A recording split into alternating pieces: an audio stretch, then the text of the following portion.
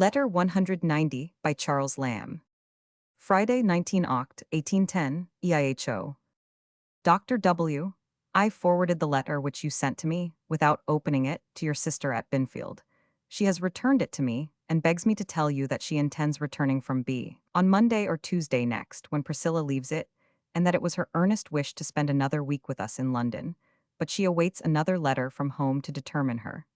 I can only say that she appeared so much pleased with London, and that she is so little likely to see it again for a long time, that if you can spare her, it will be almost a pity not. But doubtless she will have heard again from you, before I can get a reply to this letter, and what she next hears, she says, will be decisive. If wanted, she will set out immediately from London. Mary has been very ill, which you have heard, I suppose, from the Montagues. She is very weak and low-spirited now.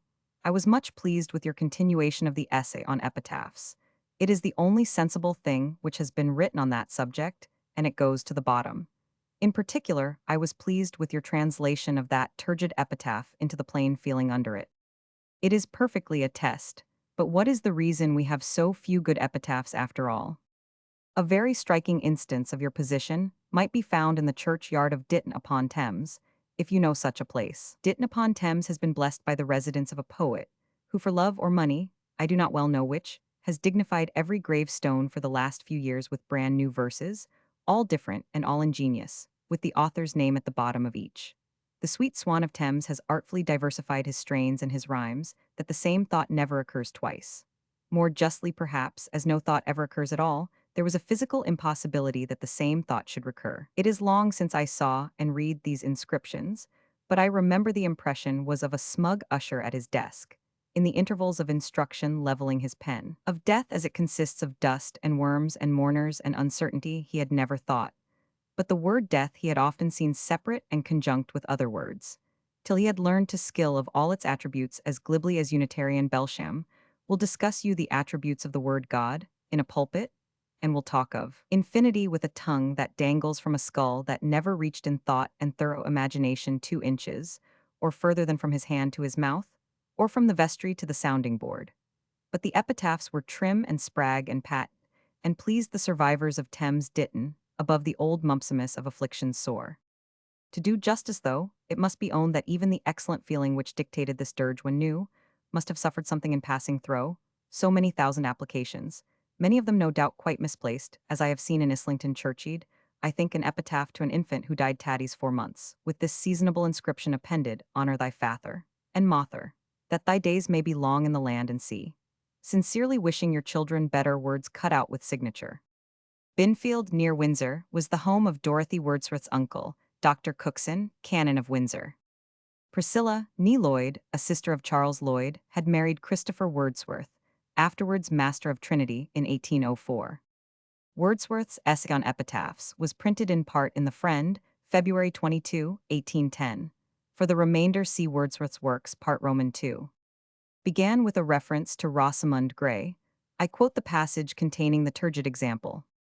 Let us return to an instance of common life.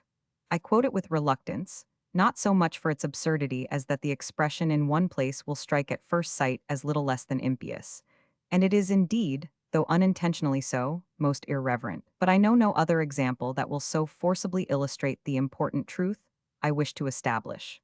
The following epitaph is to be found in a churchyard in Westmoreland, which the present writer has reason to think of with interest, as it contains the remains of some of his ancestors and kindred. The date is 1673. Under this stone, reader, interred doth lie beauty and virtue's true epitome. At her appearance the no one sun blushed and shrunk in cause quite outdone. In her consenter did all graces dwell. God plucked my rose that he might take a smell. I'll say no more, but weeping wish I may soon with thy dear chaste ashes come to lay. Sic effulvit meritus. Can anything go beyond this in extravagance? Yet, if the fundamental thoughts be translated into a natural style, they will be found reasonable and affecting. The woman who lies here interred was in my eyes a perfect image of beauty and virtue. She was to me a brighter object than the sun in heaven. God took her, who was my delight, from this earth to bring her nearer to himself. Nothing further is worthy to be said than that, weeping, I wish soon to lie by thy dear chaste ashes. Thus did the husband pour out his tears. Wordsworth wrote an epitaph on Lamb, but it was too long to be used. A few lines are now on the tablet in Edmonton Church. Lamb had begun his criticisms of churchyard epitaphs very early. Talford tells that, when quite a little boy, after reading a number of flattering inscriptions, he asked Mary Lamb where all the bad people were buried.